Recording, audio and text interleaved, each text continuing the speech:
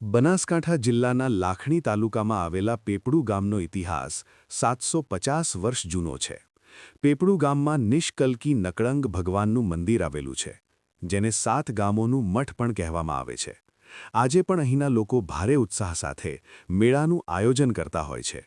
અહીં 750 વર્ષ કરતાં પણ વધારે સમયથી બેસતા વર્ષ અને ભાઈ બીજનો મેળો ભરાય છે.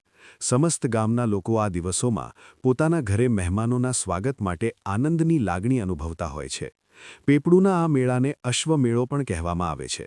બેસતા વર્ષની રાત્રિમાં અશ્વધારીઓ નકળંગ ભગવાનના દર્શન કરવા અને બહેનના કોલ માટે નકળંગ ધામ પેપડુમાં આવે છે. ગામના લોકોએ 750 વર્ષ જૂની પરંપરાને આજે પણ સાચવી રાખી છે.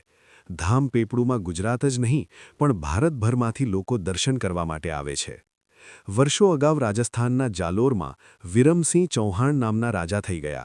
જે તે સમયે મુગલોના આક્રમણથી રજવાડાઓમાં ફૂટ પડવા લાગી હતી અને મુગલો તમામ રજવાડાઓ પર સામ્રાજ્ય જમાવવા માંડ્યા હતા.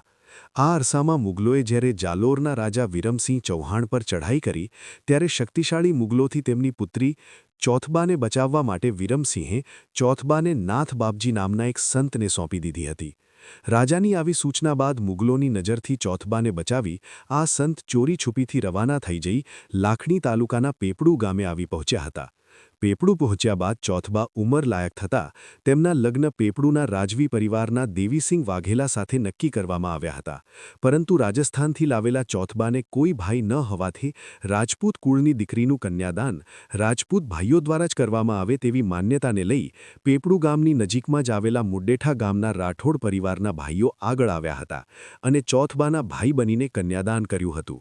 ચોથબાને ધર્મની સાક્ષીએ બહેન માની તેમના લગ્ન કરાવ્યા બાદ મુડેઠાના રાઠોડ પરિવારના ભાઈઓ દર વર્ષે બેસતા વર્ષના દિવસે ચોથબા માટે મુડેઠાથી ચુંદડી લઈ પેપડુ જતા અને ત્યાં રાત રોકી ભાઈ બીજના દિવસે પરત ફરતા. તે સમયે મુગલોના આતંકથી બચવા માટે મુડેઠાના રાઠોડ પરિવારના ભાઈઓ બખ્તર ધારણ કરીને જતા હતા, જે બખ્તર આજે પણ હયાત છે અને આ પરંપરાને આજે પણ રાઠોડ ભાઈઓએ 750 વર્ષથી જાળવી રાખી છે. પોતાની પરંપરા સાચવવા માટે મશહૂર રાઠોડ પરિવારના સભ્યો આજે પણ મુડેઠા ગામેથી બેસતા વર્ષના દિવસે ચુંદડી લઈ ચોથબાને ઓઢાડવા જાય છે અને ભાઈ બીજના દિવસે પરત મુડેઠા આવીને ઉત્સાહમાં પટ્ટા ખેલીને હડી લાગાય છે. વર્ષો પહેલાં તે પેપડુ ગામની સ્થાપના થઈ તે સમયનો વંશ આજે પણ પેપડુ ગામે વસવાટ કરે છે. વાઘેલા પરિવારના 3 ભાઈઓ પોતાના પરિવાર સાથે આજે પણ 750 વર્ષથી ચાલી આવતી પરંપરાઓ આજે પણ ગામમાં નિભાવી રહ્યા છે. લાખણી તાલુકાના પેપડુ ગામે આવેલ નકળંગ ભગવાનના મંદિરનો ઇતિહાસ આ ગામ સાથે જોડાયેલો છે. વર્ષો પહેલાં સાધુ સંતો દ્વારા નકળંગ ભગવાનના મંદિરે પૂજા અર્ચના કરવામાં આવતી હતી.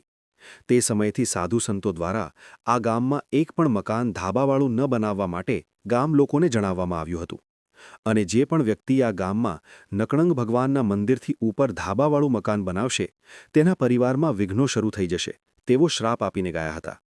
તે દિવસથી આજ દિન સુધી આ ગામમાં એક પણ વ્યક્તિ ધાબાવાળું મકાન બનાવતા નથી અને તમામ લોકો એક માળનું પતરાવાળું મકાન બનાવીને પોતાના પરિવાર સાથે વસવાટ કરે છે. મહત્વની વાત એ છે કે વર્ષોથી ચાલી આવતી આ પરંપરા આજે પણ દરેક સમાજના લોકો આ ગામમાં નિભાવી રહ્યા છે. જ્યાં પણ નજર કરીએ ત્યાં માત્ર નળિયાવાળા જ મકાન જોવા મળે છે. અહીં શાળાઓ પણ નળિયા અને પતરાવાળી બનાવવામાં આવી છે અને હાલ આ શાળાઓમાં બાળકો અભ્યાસ પણ લઈ રહ્યા છે. ગ્રામજનોએ જણાવ્યું હતું કે વર્ષોથી ચાલી આવતી અમારા ગામની આ પરંપરા આજુબાજુના મોટાભાગના ગામોમાં લોકો જાણે છે અને તેના કારણે જ અમારા ગામમાંથી દીકરી આપવાની હોય કે પછી દીકરીને લગ્ન કરીને લાવવાની હોય કોઈ જ મુશ્કેલી પડતી નથી. વર્ષોથી ચાલી આવતી આ પરંપરાને લઈ લોકો પણ લગ્ન પ્રસંગે ધામધૂમપૂર્વક જોડાઈ અને લગ્નગ્રંથિથી આ ગામના લોકો સાથે જોડાય છે. આ ગામમાં મોટો પરિવાર હોય તો પણ એક જ દિવાલ વચ્ચે મકાનો બનાવી ભાઈઓ એકબીજાને સાહસ સહકાર આપે છે અને પોતાનું જીવન જીવે છે. સામાન્ય રીતે આજે મોજ શોખની દુનિયામાં જીવતા લોકો કરતાં આ ગામના લોકોનું જીવન એક અલગ રીતે તરી આવે છે. એક બાજુ શહેરી વિસ્તારના યુવાનો આજે મોજ શોખથી જીવન જીવી રહ્યા છે, પરંતુ તે તમામ બાબતોથી અમારા ગામના યુવાનો પર કોઈ જ અસર પડતી નથી અને વર્ષોથી ચાલી આવતી પરંપરા આજે પણ યુવાનોમાં પણ અકબંધ જોવા મળી રહી છે. પેપડુ ગામ એ 5000ની વસ્તી ધરાવતું ગામ છે. અહીં ઠાકોર, રબારી, વાલ્મીકી, રાવળ, લુહાર અને અન્ય સમાજના લોકો વસવાટ કરે છે, પરંતુ 750 વર્ષથી ગામમાં ધાબાવાળું મકાન ન બનાવવાની પરંપરા આજે પણ આ તમામ સમાજના લોકો નિભાવી રહ્યા છે. વર્ષો પહેલાં આ ગામમાં રબારી સમાજના 2 લોકો દ્વારા આ ગામમાં ધાબાવાળું મકાન બનાવવામાં આવ્યું હતું. પરંતુ આ ગામમાં વર્ષોથી લોકોમાં એવી શ્રદ્ધા છે કે જે પણ વ્યક્તિ આ ગામમાં ધાબાવાળું મકાન બનાવશે તેના ઘરની પરિસ્થિતિ નકળંગ ભગવાન સારી નહીં રહેવા દે. ત્યારે ધાબાવાળું મકાન બનાવતા જ રબારી સમાજના 2 પરિવારોને પરિસ્થિતિ બગડવાની શરૂઆત થઈ અને તાત્કાલિક ધાબું તોડવામાં આવ્યું હતું. ત્યારબાદ આ પરિવારની ફરીથી પરિસ્થિતિ સારી થઈ ગઈ હતી.